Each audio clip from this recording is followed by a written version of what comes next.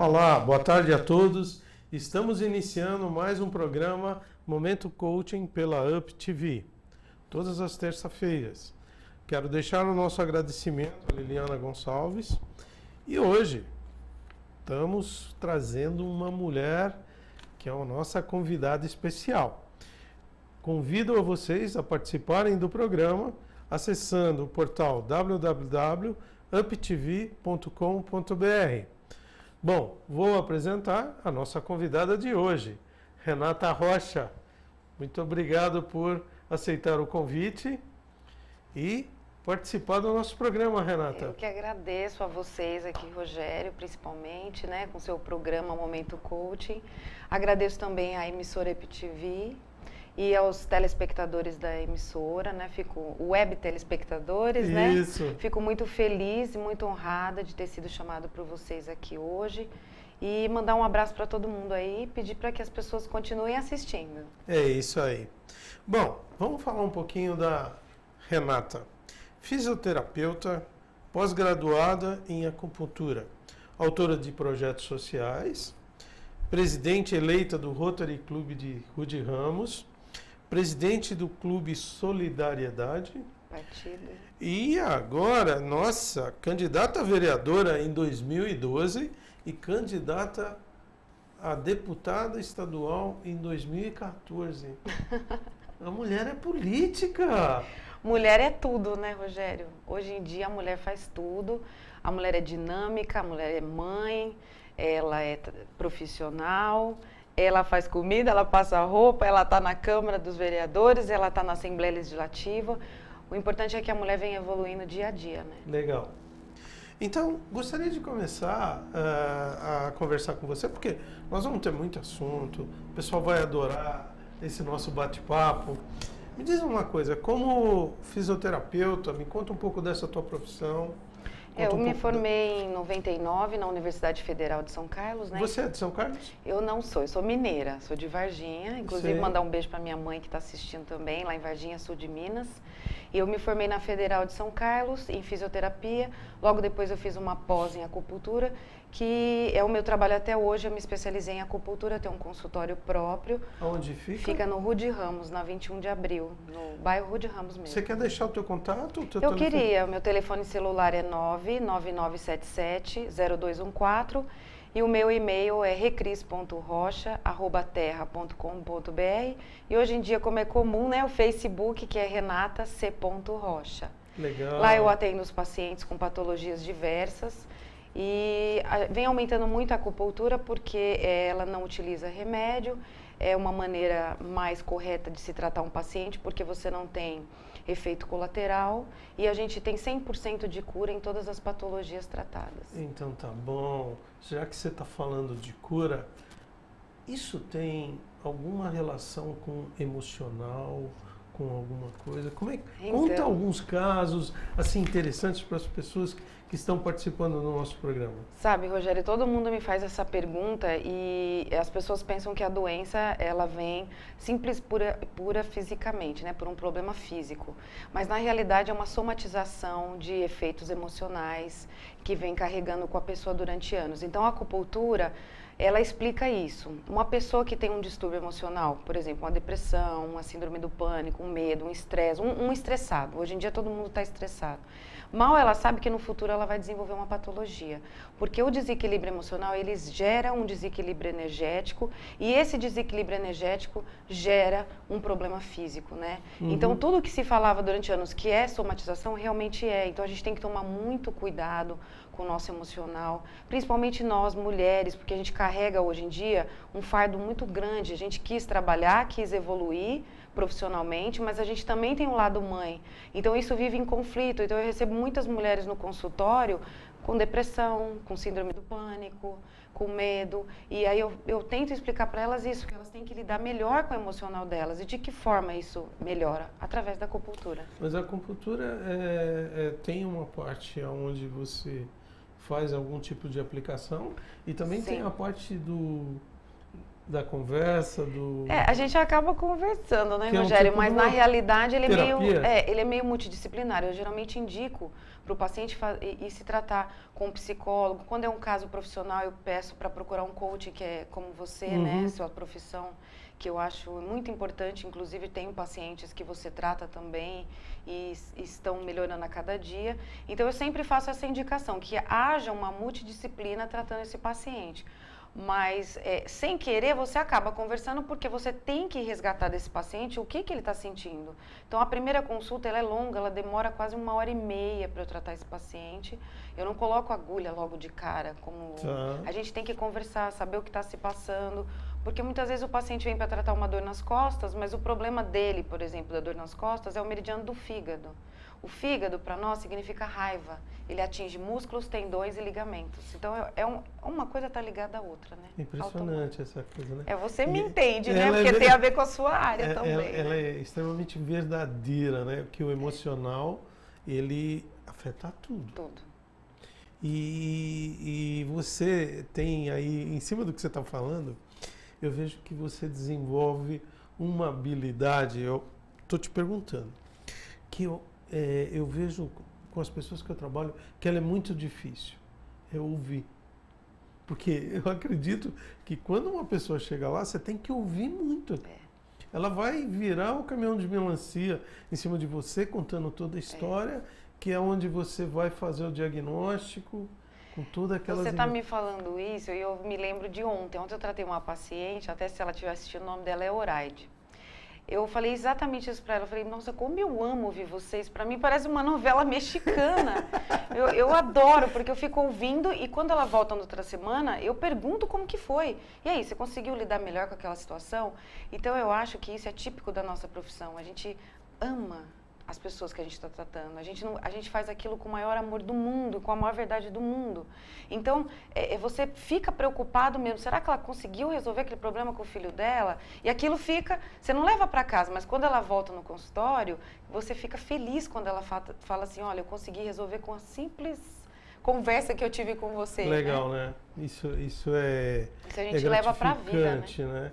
Eu ontem estava fazendo um coaching, ontem à noite, e num determinado momento a pessoa destemperou, mas destemperou, e aí ficamos conversando, acabou o coaching e a gente ficou conversando, tal. Hoje de manhã eu liguei para ela, falei, como é que você está? Estou melhor, já me reposicionei. Então é muito importante essa evolução do ser humano com pequenas coisas que podem ser, né? Com certeza, vai evoluindo, vai melhorando e para nós, como ser humano e profissionalmente, isso é dignificante. Porque sem esse equilíbrio emocional, você não consegue fazer nada bem. Não, a gente não consegue. Tá certo que a gente nunca vai ser equilibrado 100%. Eu sempre falo isso para os meus pacientes, para os meus projetos sociais. Eu falo que só Deus é equilibrado 100%. Só Deus que fez nosso feitor, que nos gerou, é o único que é equilibrado. A gente tem uma oscilação. Cada dia a gente está de um jeito. Então não existe uma felicidade repleta, eterna e para sempre. Não existe. Existem momentos de felicidade. Então, o dia que a gente entender isso, que existe momentos de felicidade, a gente para de se preocupar em querer ser feliz 100% do tempo. Eu tenho uma posição sobre isso, que ela é a seguinte. Você tem que estar melhor preparado para a vida. Aí você consegue ser feliz. Sim. Porque os desafios, os problemas, eles vão continuar existindo. Não existe não ter problema. Não existe desafio. Depende de como você olha para eles, como você encara e como você soluciona. Mas muitas vezes a pessoa não consegue, sem a ajuda de um coach como você, ou sem a ajuda de uma dúvida. acupunturista, ela fica emperrada durante anos. Muitas vezes a pessoa leva 10 anos e está na mesma situação, ela não enxerga. Ela só consegue enxergar com essa transformação que a gente gera, né? Através da nossa profissão. Né? É verdade. Legal, hein? É um trabalho assim que muda pessoas, melhora pessoas. É isso aí. Legal. E me diz uma coisa, fala um pouquinho desses projetos sociais. O que são esses projetos sociais? Então, os projetos é o que eu tenho de mais, eu acredito assim, que do que eu faço é o que eu mais me dedico, né? que a minha profissão é importante, porque eu preciso ganhar dinheiro, todo mundo precisa, mas os projetos sociais eu sou voluntária há mais ou menos 14 anos que eu sou voluntária. Eu escrevi 4 projetos sociais muito importantes na cidade de São Bernardo do Campo. Conte cada um deles. O primeiro projeto eu escrevi em 2001, que é o projeto Materno, que é um projeto voltado a gestantes em situação de vulnerabilidade social da nossa cidade de São Bernardo. O que eu faço? Eu ensino como lidar com o bebê, nada disso. Eu cheguei à conclusão que o que mais dignifica o ser humano é quando a gente ensina uma profissão. Quando a pessoa consegue ter o sustento, a autossustentabilidade. Então, a gente ensina uma profissão para essa mulher lá da periferia e ela sai profissionalizada, com certificado, apta ao mercado de trabalho. E isso a gente já faz há 14 anos através de uma entidade que eu trabalho lá no RUD, que são de voluntários, uma entidade bem conhecida e que, graças a Deus, me permitiu realizar esse projeto lá dentro, porque lá eu sou apenas uma voluntária, né? Sou autora e coordenadora desse projeto. E o projeto de Asas, que é o segundo projeto, eu escrevi mais para frente, já vai fazer uns 5 anos que ele está sendo realizado dentro de uma comunidade bem carente de São Bernardo, e lá ele atende mulheres em geral, não gestantes, mulheres, e também profissionaliza mulheres daquela região. Depois tem o projeto Reluz, que é um projeto que eu venho acompanhando os catadores de recicláveis de São Bernardo, que são pessoas muito simples, mas que trabalham em forma de associação, de cooperativa e que precisam da nossa ajuda para melhorar de vida. E o último projeto eu escrevi e tem uma parceria até com alguns aparelhos do Rotary, escrevi junto com uma dentista, que é a doutora Rita, que é o projeto Espalhando Sorrisos, que atenderá gratuitamente crianças com serviço odontológico. Esse projeto teve parceria do Rotary Clube Rude Ramos em 2 aparelhos que eram bem caros, né? Então foi de vital importância essa doação e eu pretendo inaugurá-lo até o final do ano. Ele deu uma atrasada por um problema que a gente teve de secretarias. Legal. Agora, veja, tudo que você comentou é a gente resgatar a dignidade de uma pessoa. O que começa com a dignidade na minha visão? É essa pessoa se sentir útil, saber que ela pode fazer algo e que com esse algo que ela faz, ela ganha o sustento dela. Isso. Então, nós temos que aprender, né? Aprender, as pessoas sabem, mas às vezes os nossos governantes tomam algumas atitudes Sim. que não estão alinhadas com isso que você faz e muitas outras pessoas fazem também. Porque o ser humano é ponto final, ele tem que se sentir útil. É isso mesmo. Eu trabalho com alguns executivos e é interessante o seguinte, ele tem um ponto, né, onde ele chega no ponto máximo dele ser auge, no auge da carreira dele. Quando ele bate nos 50 anos, não que ele está velho, ele não está velho. O mercado já o vê de uma forma diferente. É. O que esse cara vai fazer a partir daí? Aí ele se sente incapaz. E muito pelo contrário, existem outras oportunidades e ele tem uma sabedoria, uma cultura que ele pode ajudar muita gente. Sim. E é isso que o ser humano precisa, e não doação de dinheiro. Não. Legal. Isso você tem toda a razão. A gente tem casos lá, por exemplo, de meninas, até que devem estar assistindo a gente agora, porque elas, hoje em dia, a periferia também tem acesso à internet, né? Isso é uma coisa comum. Então, aquela visão que a gente tem que pobre, é muito pobre, que não tem nada. Existe gente assim? Existe muita criança e muita família muito pobre ainda em São Bernardo e na nossa região. Em São Bernardo, você está falando? Eu estou falando do que eu conheço, né? O grande centro. Você do que eu visitei. Você imagina o Brasil aí afora, né? Existe. Mas eles têm acesso à internet, eles têm acesso à cultura e muitas vezes o acesso errado, né? Porque a gente vê muita facilidade hoje em dia em querer as coisas. E para o ser humano evoluir, ele não pode ter essa facilidade, não ajuda a gente em nada. Existem regras, na verdade. Tem regra, mas a gente tem que saber conduzir esse ser humano para que ele possa, através do próprio trabalho dele, ganhar o seu sustento. Então, quando a gente fala de um assistencialismo, de doação, hoje a gente tem um governo que, às vezes, peca nesse fato de doação de bolsa, de ajuda, de manutenção e etc. Isso é ruim porque acomoda o ser humano. O ser humano ele tem um poder de acomodação. Ele né? não evolui. Ele não evolui. E a gente pode ser infinitamente produtivo até, gente, com 90 anos. Eu tenho um paciente de 90 anos que outro dia chegou para mim e falou que estava pensando em fazer um projeto voltado para ganhar dinheiro ainda. Então, por que não? Por que uma pessoa não pode ser produtiva? Não? É isso né? aí. Essa concepção aí, essa ideia de que a gente acabou depois dos 50, isso aí já era. Isso aí. 50 está apenas começando, viu, gente?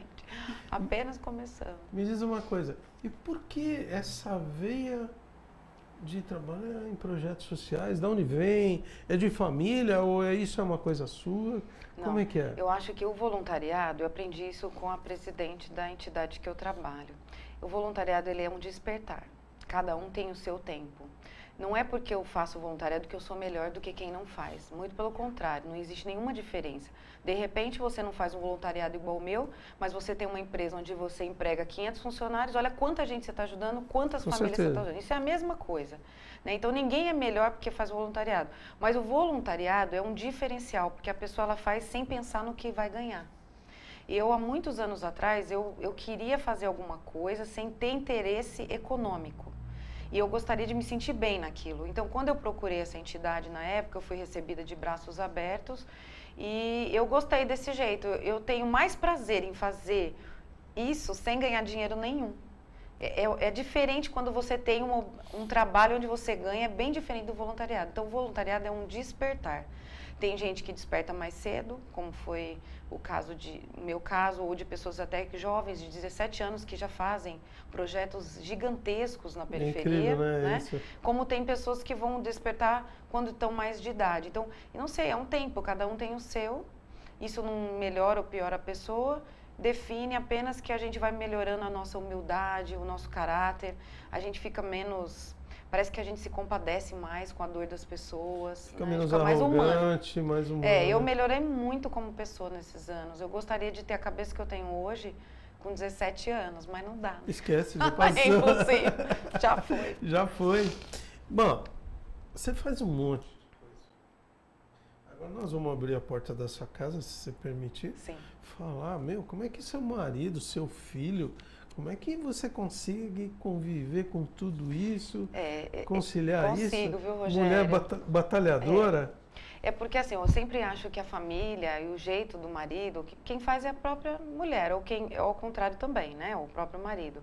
Então ele já me conhece, já sabe que eu gosto disso, e a pessoa quando ela ama a outra, ela não vai podar, ela vai, ao contrário, ela vai Não é posse, ela incentiva. Ela incentiva. Então, assim, na realidade, eu não tenho outro jeito. Meu jeito é assim, eu gosto de fazer isso. E eu sempre falo que se você quer pedir alguma coisa para alguém, peça para a pessoa que tem mais tarefa, aquela que tem mais coisa para fazer. Ela vai fazer. Aquela que não faz nada, não vai te fazer nada. Então, sempre que eu vou conversar com um amigo, eu pego aquele que é mais atarefado. Eu falo, o mais atarefado é certeza que ele vai me ajudar. E assim vale para mim. Então, tudo que eu pego é dentro das minhas possibilidades. Quando eu não quero mais fazer uma coisa, ou quando aquilo está me estressando, ou está exagerado, eu paro. Doa quem doer, se tiver que falar não, eu falo. Então, eu sempre vou ponderando a minha vida e ponho em primeiro lugar o meu filho e meu marido. Depois o restante. A política, por exemplo, ela está em terceiro lugar, porque eu sou apaixonada por política e meu marido teve que aceitar, né? Porque ele percebe isso e isso demanda muito tempo da gente. A política, ela é quase que o dia todo, né? Ele participa? Ele não participa diretamente, mas, por exemplo, quando eu preciso que ele vá fazer um favor para mim na política, o apoio dele eu tenho total. Legal. Ele faz o quê? Ele é engenheiro. Tem uma empresa aqui em São Bernardo que é de ferramentas de usinagem que chama Tech Tools. Legal. E o filho, com quantos anos está? Meu filho tem 7 anos, né? Está estudando agora, ele queria assistir, mas eu não podia tirar ele da aula, né? Mas ele assiste depois no YouTube, né? Vocês colocam na própria TV, né? Sim. Aí depois ele assiste. Legal. E ele, como vê a mãe? Ele sabe tudo de política, Se você perguntar das eleições, ele tinha até o voto dele em quem ele ia votar. Era engraçado porque no quarto dele ele colocava o nome de quem ele queria que saísse na eleição. Olha. Ele entende de assembleia, ele sabe o número de deputados, porque ele conviveu com uma mãe que fez 2 campanhas políticas. Então eu vivia falando disso, eu ia para a televisão fazer filmagem sobre isso, vinha gente na minha casa, ele tinha que ir para o escritório político, tinha que ir para o comitê. Então para ele é a coisa mais normal do mundo. E para mim também, eu não vejo, eu vejo isso de uma forma bem simples. Então, mas você vê a importância de um lar e dos pais. Os pais, na verdade, são ídolos dos filhos. O aprendizado está ali, né? Então, como ele vê a mãe política, ele aprendeu Ele tudo aprende. isso. Ele Então, fala. essa idade, essa formação, ela é muito importante. E muitas vezes se cometem grandes equívocos em transferir isso para a escola. Não é verdadeiro, não pode. Tem uma coisa que, quando você providenciou, você teve o seu filho, dali para frente, você tem que acompanhá-lo. Você é a pessoa que vai cuidar da formação dele. Você é responsável. A escola é um complemento. É isso aí. Inclusive, até eu vi uma palestra sobre isso, eu não lembro o nome, que é uma pessoa famosa da área de educação que falou exatamente o que você está falando. Então, as pessoas jogaram a responsabilidade para a escola de educar o filho. Então, se ele fosse em educação, o problema da escola. Se ele não é assim. Não é a gente assim. Quase que, eu posso dizer que 80% é a família que faz, os 20% é a escola. Isso, né? Porque lá na escola ele vai aprender algo que ele vai usar na vida, que ele vai usar como profissão, como qualquer outra coisa. Mas valores, educação, esta formação de família... Talvez seja por isso que o nosso país, que o nosso mundo agora... Tá tão difícil, né? Você vê que tá tanto caso de morte, de roubo, de assalto. Por quê? Porque a família mesmo é essencial. Ela não participa, né? Ela está se isentando, né? A mãe saiu um pouco de casa, e aí a gente não pode falar isso porque senão é muito machista, mas e tem que ter um equilíbrio, não tem como. Alguém tem que estar em casa, algum momento aquele filho tem que ter um suporte. Eu não tenho como ficar 24 horas fora e não dar suporte nenhum para o meu filho, ou jogar totalmente para o pai, ou totalmente para a mãe, ou totalmente para a escola. Eu acho que a gente ainda está a gente ainda está engatinhando e a mulher ainda não conseguiu resolver esse conflito. Eu também acho que para mim às vezes é difícil, porque por mais que eu faça para o meu filho, às vezes eu me sinto até culpada. E olha que eu faço muito, porque quando ele nasceu, eu deixei de trabalhar meio período, porque a minha profissão permitisse, então eu trabalho à tarde e à noite, mas de manhã eu fico com ele. Quando eu estou em campanha, não, mas de manhã eu fico com ele. Então, a minha profissão permite, mas e as profissões? A maioria das profissões não permite. A maioria das pessoas sai de manhã e volta de noite. E sabe, Rogério, eu acho que você como coach deve escutar muito isso de mulher. A gente não aguenta, a mulher está ficando... É alto o índice de mulheres depressivas hoje em dia, porque por mais que ela queira ganhar o dinheiro dela fora, ela não consegue ver o filho também que está ficando sem ela quase que o dia todo, né? Então, aí a gente conversa muito numa reflexão. O que você busca? A felicidade? A felicidade não é o dinheiro. A prosperidade, que muitas vezes eu falo na minha palestra, é o conjunto, é o todo. É você estar feliz, é você cuidar do seu filho, você estar com seu marido e ganhar seu dinheiro. Agora, não precisa ser rios de dinheiro. Aquele dinheiro que seja o suficiente, mas que o todo te traga esse equilíbrio. Sim. Então, o que acontece com muitos executivos e executivas é que abrem mão de algumas coisas como cuidar do filho, terceiriza a educação ou a criação, e pula de cabeça numa profissão. Exatamente. Aí se sente frustrada, aí a pressão é muito grande. Porque não é completo, né? Não. Falta alguma coisa. Acho que Deus, quando criou a mulher, uma parte dela é mãe, ela não tem... É inevitável, ela não vai conseguir se desligar, né? E o pai também tem a parte dele, mas a mãe é uma presença muito forte, né, na vida do filho. Né? E a mulher, ela foi, queira ou não queira, ela foi preparada para engravidar, fazer a gestão, ter o filho. Exatamente. É a nossa natureza, né? É a tua natureza, é a nossa né? natureza. Então, não adianta fugir disso, né? Eu tenho um amigo que casou pela segunda vez e ele já tinha mais idade que ela, né? E ela bem mais nova que ele. E ela falando assim para ele, eu quero ter um filho, mas eu quero um filho seu. Aí um dia nós estávamos conversando, né? Eu falei, cara, ela quer um filho seu. Vai fazer o quê, Né? E ele falou, meu, a tua felicidade está aí. E hoje eles têm esse filho, estão extremamente felizes, mas a mulher, essa parte da maternidade, da criação, né? Tem da criação, né? Não é nem gerar, mas até de criar um filho é a mesma coisa. Filho, é isso aí. É quase que igual. Legal. Me conta um pouco da presidente eleita do Rotary Rude Ramos. O que é isso? O Rotary Clube Rude Ramos é um clube. O Rotary ele é mundialmente conhecido, né? É um clube de serviços. Ele é muito conhecido internacionalmente pela campanha da polio, erradicação da polio no mundo, né? E quantas crianças sobrevivem através das doações da Fundação Rotária. Inclusive até o Bill Gates é um dos doadores do Rotary, né? E lá no nosso clube, né, que inclusive você também faz parte, é um clube que visa o desenvolvimento tanto profissional, né, dos membros, mas também da comunidade e através desses profissionais, dessa multidisciplinares, né, ajudar a comunidade local e nossa cidade. Então, eu entrei no clube com essa visão de projetos, venho a agregar, nós tivemos uma votação, fui eleita presidente agora na gestão 15 e 16, na gestão da governadora Maria Luísa Zago, e fico muito feliz em poder estar dando continuidade e espero que a gente consiga fazer muitas mudanças na nossa comunidade, né, principalmente na cidade de São Bernardo do Campo. E quero convidar também as pessoas que estejam nos ouvindo para participar do Rotary Clube. Só está entrando em contato comigo, eu passo o endereço, né? Nossas reuniões são de quinta-feira às 8 horas da noite. E você só vai vir agregar. Se você quer ser voluntário, se você quer melhorar como pessoa, ser humano, eu convido a todos para também participar junto comigo com o Rogério do Rotary Clube. Você está assumindo a presidência agora... A vice-presidência do partido? Não. Não, você está falando do Rotary. Agora no meio do ano. 15 e 16. Dia 1º de julho eu já tomo posse, né? Vou ficar por um ano e vou pegar a presidência do nosso amigo Ferrúcio. Eu entrei no Rotary através do meu padrinho de casamento, eu posso assim dizer, que é uma pessoa que eu tenho respeito e admiração, que é o Antônio Nelson Ribeiro, o Antônio Nelson? Que é controller lá da Fundação ABC.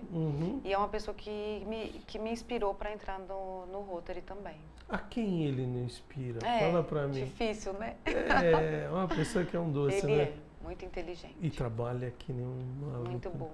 Muito gente boa. Bom, legal. E me conta um pouco que você é presidente do Clube Solidariedade, é isso? Então, o partido é um partido, né? Eu sou vice-presidente. O presidente ainda está sendo discutido, mas provavelmente deve aparecer o nome dele em breve. Então, fui eleita faz acho que 2 semanas, mais ou menos, né? Vou tomar posse em breve como vice-presidente do partido, né? Eu fui candidata a deputada estadual em 2014 pelo Partido Solidariedade, né? Que é um partido novo, mas muito respeitado, com lideranças políticas importantes. Quem que faz parte? Alguns líderes? O nosso presidente nacional é o Paulinho da Força, né? O Paulinho da Força. E o presidente estadual é o Davi, né? E aqui na região, por enquanto, que é do partido, tem só o meu nome, mas estão vindo agora outros nomes para o Partido Solidariedade, né? É um partido consistente, um partido inovador, com ideias de reforma política muito pesada, porque a gente não aceita mais o sistema. Como candidata a deputada, eu tive uma votação bem expressiva e a vereadora em 2012 também, né? Tanto no primeiro quanto no segundo.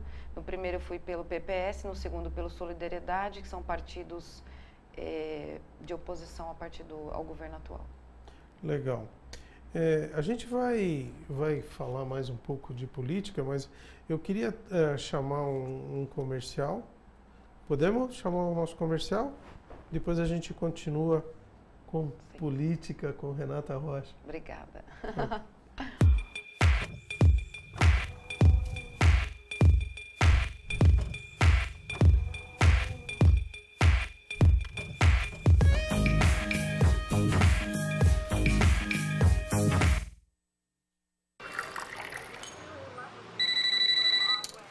Alô? Senhora, eu lamento muito, mas o seu marido e as suas filhas, eles sofreram um grave acidente. A imprudência mata na estrada e fora dela. Dirija com responsabilidade. Seja você a mudança no trânsito. Colocar vidas em risco não é acidente, é crime. No Brasil de hoje, as mulheres comandam negócios, conquistam a casa própria, denunciam a violência que sofrem em casa e inspiram um novo futuro.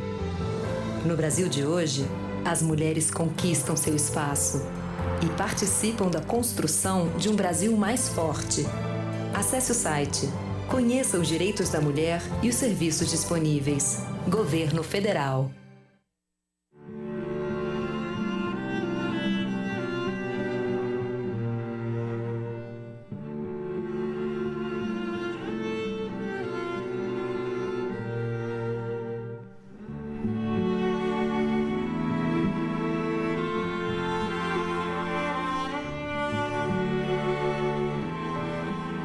Violência doméstica. Vergonha é não fazer nada. Denuncie.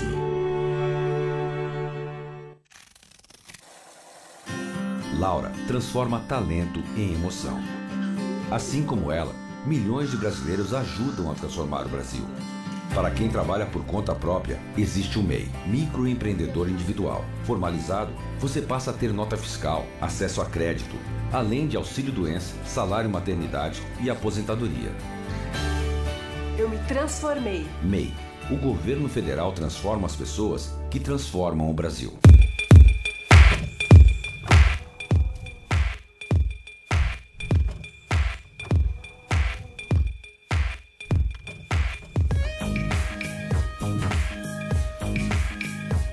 Olá, estamos voltando na nossa entrevista, a segunda parte com a Renata Rocha. E agora vamos falar de política, que é um assunto que está fazendo esse país ferver. Renata, antes de a gente chegar na temperatura máxima, se assim eu puder falar, como nasceu essa vontade de ir para o lado da política? Conta para nós e para o pessoal que nos assiste. Eu acho que o político, as pessoas hoje em dia têm um trauma com o político, mas eu acho que a pessoa tem que ter um dom para ser político. Eu acho que ela nasce mesmo com dom. Isso veio em você? Eu gosto de falar em público, eu gosto de batalhar para conseguir as coisas para as pessoas, eu gosto dos projetos, eu adoro arregaçar as mangas, sair na rua e conversar com as pessoas e saber do que está precisando. Sem ser política, eu já fiz muita mobilização, abaixo-assinado, já fui para a Câmara, já fui para a Assembleia, já fui para Brasília, e sem nada, sem... Tem alguém na sua família que é político, que deu essa veia para você, Não. alguma coisa? Não, não tem ninguém que gosta de política, não. Ao contrário, até a minha mãe e meu pai, eles ficam meio receosos, às vezes falam, não se mete com isso, política é complicado. E até outros políticos falam para mim, Renata, você é muito direita, muito honesta. Quer dizer que político virou um sinônimo de desonesto. Então isso eu não aceito.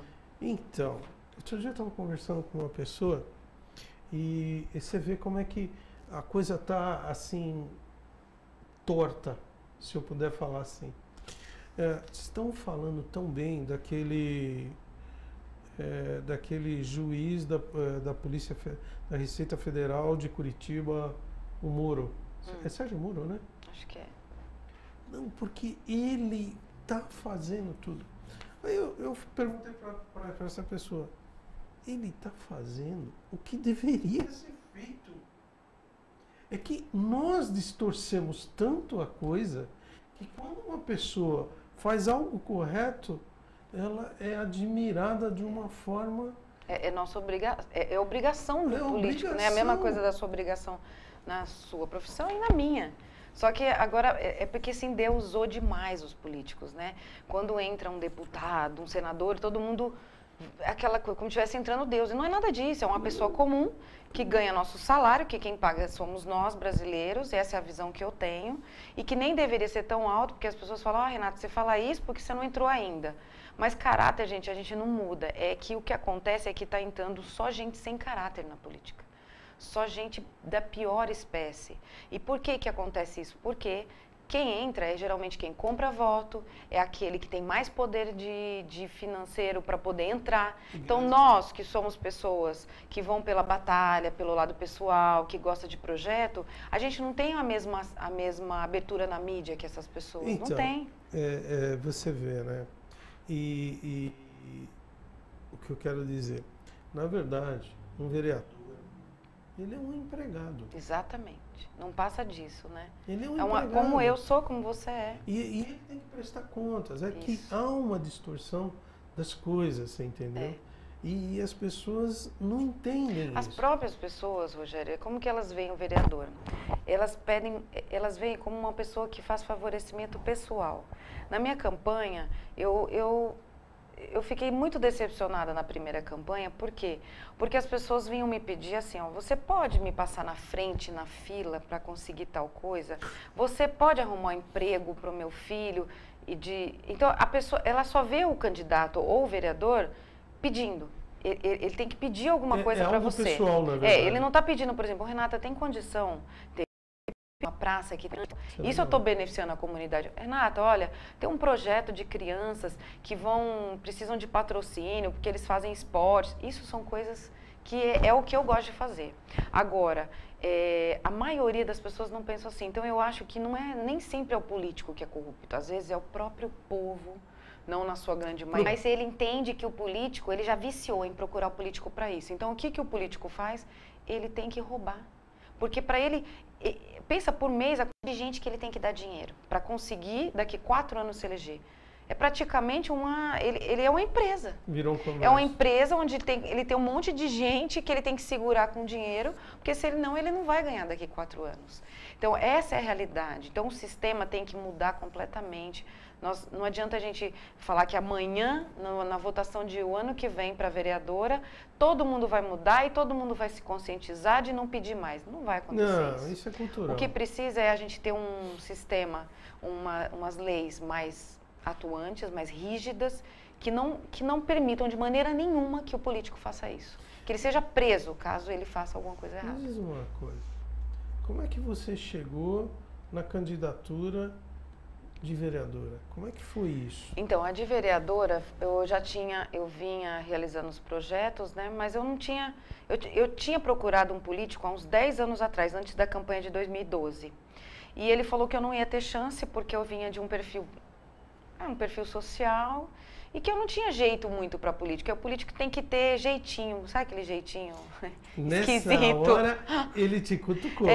E tinha que ter um jeitinho, que eu tinha que ser mais maleável, eu sou muito radical, as pessoas que me conhecem sabem que eu sou assim, eu não dou abertura para nada, eu gosto de fazer uma política séria, eu sou muito organizada, muito sistemática.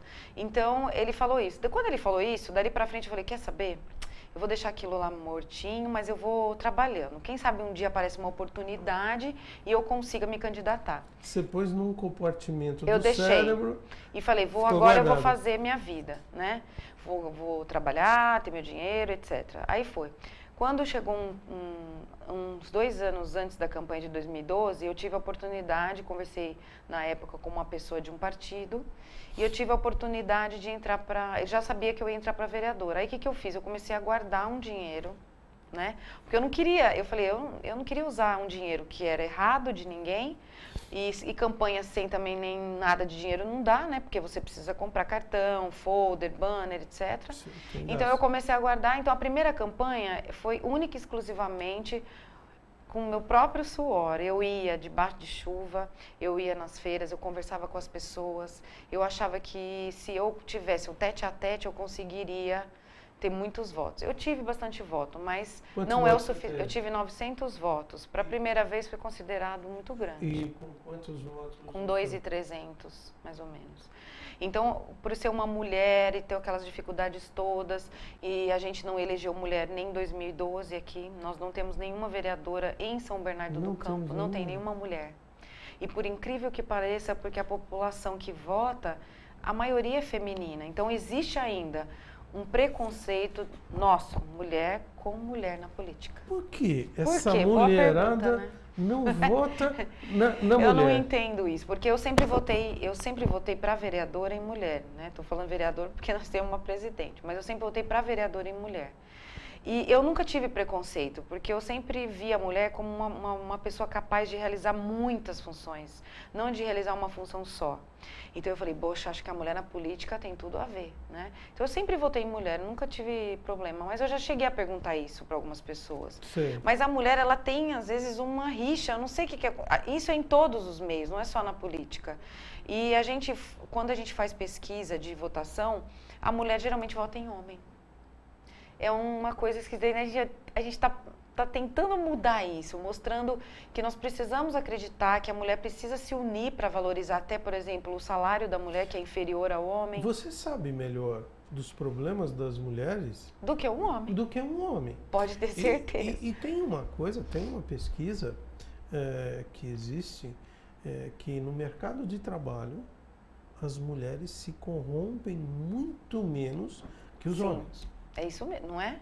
Entendeu? É real. Então, as mulheres, elas têm um caráter melhor, valores melhores. Sim. Então, por que não? Hoje, você já vê grandes empresas com presidentes mulheres. Sim. A Assembleia Legislativa, ela tem só 10% de mulheres, é muito baixo o número. Então, quando você vai aprovar um projeto de lei, por exemplo, Lei Maria da Penha, que não é exercida com o rigor que deveria, que é a lei com a violência contra a mulher, é lógico, o homem, por mais que ele tente falar que não, é difícil para ele entender a cabeça de uma mulher, sofrer a pressão que aquela mulher tá sofrendo no lar, com a violência e tudo mais. Então, eu acho que nós precisamos sim, pelo menos ter, eu digo, meio a meio. Metade mulher, metade homem na Câmara dos Vereadores. Eu não tenho, não por você estar na minha presença, eu não tenho restrição nenhuma em votar. Eu vou te dizer, muitas vezes eu prefiro votar numa mulher do que num homem. Porque na minha carreira, eu trabalhei com muita mulher. Só tinha um problema. Naqueles dias de TPM é triste. Mas a mulher... Aí é só fazer acupuntura, viu, gente? Que melhor. Mas a mulher é uma dedicação muito maior, muito mais responsável. A gente não é para brincar. E elas não se corrompem. Não. Com uma certa facilidade. Isso dá medo um pouquinho, né? Porque eles têm medo que a gente entre mesmo na política. Porque eles sabem que se a gente avançar muito, a gente não vai permitir muitas coisas. Então a gente não é tão maleável quanto eles querem. A gente não vai aceitar. Então eu já ouvi de muitos políticos, Renata, poxa, sinceramente, eu até gostaria, mas você não vai aceitar o que eu vou falar para você. Se você quiser que eu faça, eu quero que você faça isso para poder aprovar um projeto de lei. Se eu não achar que aquele projeto de lei vai ser bom, eu não vou aprovar. Né? E o homem negocia, né? O homem negocia. A mulher já ela é bem radical nisso, porque ela pensa nos filhos. Geralmente são mulheres, a maioria das políticas são mulheres de projetos sociais. Quem já conviveu e sabe como é que funciona uma periferia, que tem crianças passando fome, a gente não tem coragem de fazer isso. Né? O que não é verdade com a nossa presidente, né? Ela não é de projetos sociais, né? Ela é política, né? Ela vem de economista, né? Uma visão... Mas ela é uma técnica, na verdade. Ela é técnica, ela é bem diferente. Até quando eu entrei na campanha de deputado, que chamou a atenção das pessoas, eles me falavam, Renato, você é bem diferente da nossa presidenta, porque você não é nem fisicamente, mas eu digo assim, ela tem uma visão muito prática das coisas, né? E eu tenho a visão mais coração das coisas. Eu acho que você tem que ter o quê? Um meio a meio. Não adianta você ser muito radical na política e nem ser muito técnica, né? Infelizmente, por ela ser mulher, assim, eu fico triste com isso, porque é demais, né, gente? A gente tem uma presidente mulher, nossa, quem diria isso há anos atrás, onde a gente só era vista para lavar roupa e cuidar da casa, né, cuidar dos filhos. Então, assim, foi uma evolução, mas ainda a mulher continua submissa a um homem, que eu acho que é o caso da presidente. Se ela não tivesse sido submissa a nenhum outro político e tivesse sido ela mesma atuando 100% à frente do governo, talvez não seria assim. Talvez, né? Talvez. Mas a gente não sabe o que se passa na cabeça das pessoas. Com né? certeza. E como foi essa tua campanha para vereadora, esse mundo novo de você sair, você não se relacionava com o povão, com todo esse pessoal. Como é que foi isso para você? Eu gosto, né, Rogério? Você gosta? Eu amo. Eu não gosto, por exemplo, dos bastidores, eu não gosto de falar de dinheiro, de cuidar de campanha. Eu gosto de conversar com as pessoas. Eu sou muito de projeto mesmo, eu sou de olhar, de conversar com você, ver o que está acontecendo e a população me passar o que precisa e eu executar. Eu sou assim. Então, para mim, estar na rua com as pessoas, independente de ser periferia, porque eu acho que hoje em dia uma preocupação que tem que ser número 1, também é a classe média. A classe média está perdendo espaço cada dia mais. O governo está tirando quase tudo que a gente tem. Certo. A gente paga imposto, a gente vai no supermercado, nosso dinheiro não dá mais para comprar nada, nós estamos perdendo emprego e com isso o Brasil vai falir. O dólar está lá em cima, a gente está vendo uma situação crítica de empresas, pequenas estão assim, grandes já estão diminuindo. Então não é só preocupar com a periferia. Periferia a gente tem... É importante? Mas a classe média e também os empresários, a gente tem que ter uma preocupação maior ainda, senão a gente vai acabar falindo o país todo, né? E existe uma coisa que foi criada aí, desculpa te interromper, Sim. A classe média contribui com muito imposto. O empresário contribui com muito imposto. Esquece partido. Gente, nós somos brasileiros. É isso aí. Nós temos que respeitar, nós temos que incentivar essas pessoas. Então tá se tornando uma coisa muito esquisita. Tá complicado, viu, Rogério? Você que lida com empresário também, como a gente está sofrendo agora, com certeza. né? Como está sendo difícil pagar a escola do filho no fim do mês, como a gente tem dificuldade de trocar o carro. Antigamente a gente guardava um dinheirinho, chegava lá, conseguia comprar casa própria. Hoje a gente tem uma dificuldade muito grande, o país está num retrocesso grande. E tem uma coisa, né? Numa dessas conversas que eu tive, nos Estados Unidos, na Espanha, eu estava falando com um empresário que ele é espanhol, a família toda é da Espanha. E ele estava me falando, Rogério, quando uma pessoa se aposenta na Espanha, ele ganha mais do que se ele tivesse na ativa. Você sabia disso? Não sabia. Por que ele ganha mais? Porque ele vai poder gastar mais. Ele vai ter mais tempo de viajar. Ele vai fazer a economia virar muito mais. Não, boa. E aqui no Brasil é o contrário. No Brasil, aqui é tudo ao contrário. Os coitados... Quem vive de aposentadoria tá difícil. Né? Candidata a deputada, como é que foi isso? De deputada foi um passo grande, né? Eu entrei, não tinha, lógico, ninguém é tão ingênuo de achar que eu ia ganhar logo de cara para deputada estadual. Mas foi um pulo, Foi um pulo. Então, assim, a análise do partido é de que eu tinha um poder grande de liderança, né, dessas pessoas e que eu poderia representar São Bernardo como vereadora em 2016. Então, a campanha de deputado foi uma alçada para aumentar o meu conhecimento, a minha experiência, a minha fama, para eu conhecer os problemas da nossa cidade e montar um projeto para quando eu estiver de vereadora, né? Então, foi muito útil para mim. Eu vou falar para vocês que é muito difícil uma campanha, quando é uma campanha mais simples, mais pé no chão, não é fácil, a gente se desgasta, a gente se acaba, mas é o que eu queria, então eu não posso culpar ninguém disso, é o que eu gostei de fazer, não me arrependo de nada, e em 2016 eu acho que vai ser o dobro de trabalho e eu vou gostar mais ainda, porque é o que eu quero. Para vereadora, 2016. De São Bernardo. Bom, eu acompanhei um pouco da sua campanha para deputada, e eu vi que você emagreceu. Uma das passagens que eu vi, você estava com um soro. Lembra? Que você postou na internet, né? Aí eu mandei... Eu falei, vou postar só para as pessoas verem que não é mentira minha. Né? Eu até mandei uma mensagem para você, se cuida, meu, senão você não chega lá. Tava mesmo. Mas eu imagino que deve ser um desgaste muito grande. Desgasta também, Rogério, porque tudo é um processo de adaptação, né? Eu não estou muito acostumada com as pessoas falando de mim, e tem muita fofoca. Quando você está em voga, por exemplo, seu nome, sai de tudo, né? Então você tem que ir para um lado, ir para o outro, correr aqui, fazer isso, fazer aquilo, e de repente dá tudo errado, né? E aí você tem que consertar tudo de novo no meio da campanha e não pode desanimar, e o eleitor tem que ver que você está afim, né, de chegar até o fim.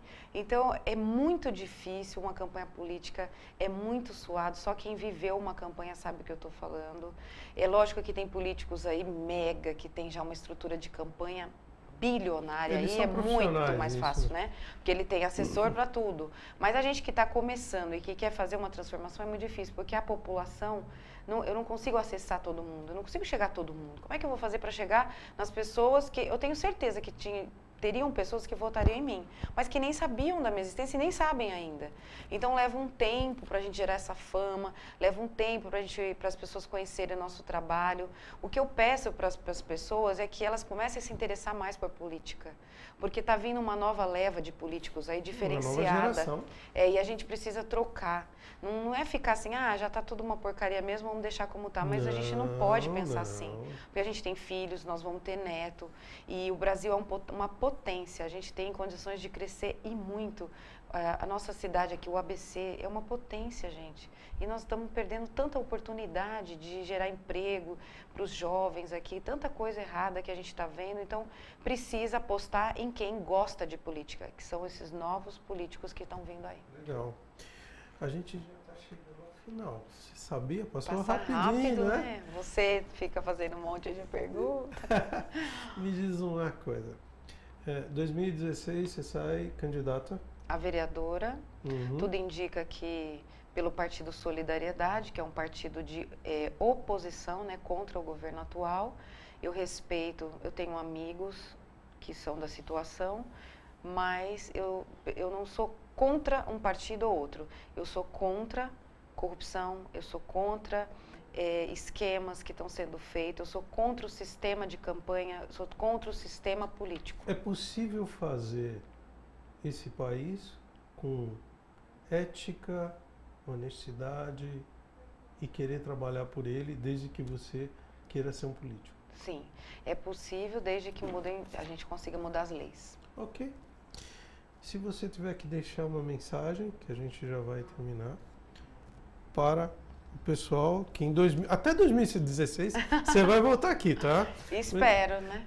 O que você poderia falar e se despedir no nosso... Eu queria agradecer primeiro a emissora, né, a UpTV, agradecer a Liliana Gonçalves, que é a líder aqui, né, dessa Web TV, o pessoal que fica ali da parte técnica, né, também. Legal. Agradecer a você, principalmente, pelo respeito e educação que você sempre teve comigo, né. Até a gente conversou um momento, você foi o meu coach, né, por um dia, e me ajudou demais a pensar na minha vida, a mudar muita coisa. Agradecer a todo mundo que eu pedi para me assistir hoje, também as pessoas que assistem o programa Momento Coaching, que eu não conheço, e dizer para vocês, para que vocês deem oportunidade, que para vocês parem com esse preconceito que não pode falar de política em lugar nenhum, que a gente não pode falar de política no Facebook, não tem outra maneira de um político jovem aparecer se não for através das mídias mais baratas, das mídias mais fáceis, como Facebook, internet. Então, deem oportunidade, sabatine esse candidato através do Facebook, é tão fácil, eu estou lá 24 horas no Renata C. Rocha. Então façam perguntas, vê o que eu já fiz, constatem, briguem para que o voto seja distrital, para que seja eleita uma pessoa da sua área, da sua região, para que ela possa colaborar mais com vocês, tá? E espero para que todos tenham uma excelente semana e muito obrigada pela oportunidade. Legal, muito obrigado, parabéns pela mensagem. Pessoal, estamos nos despedindo. Não vou pedir voto para a Renata, porque é muito cedo, vocês vão esquecer. Mas 2016 ela vai estar aqui, trazendo alguns projetos, algumas propostas novas. Sim. E faço questão que você esteja aqui. Contando com você nos seus projetos também. Agradeço a todos e até terça-feira que vem. Muito obrigado. Uma boa semana.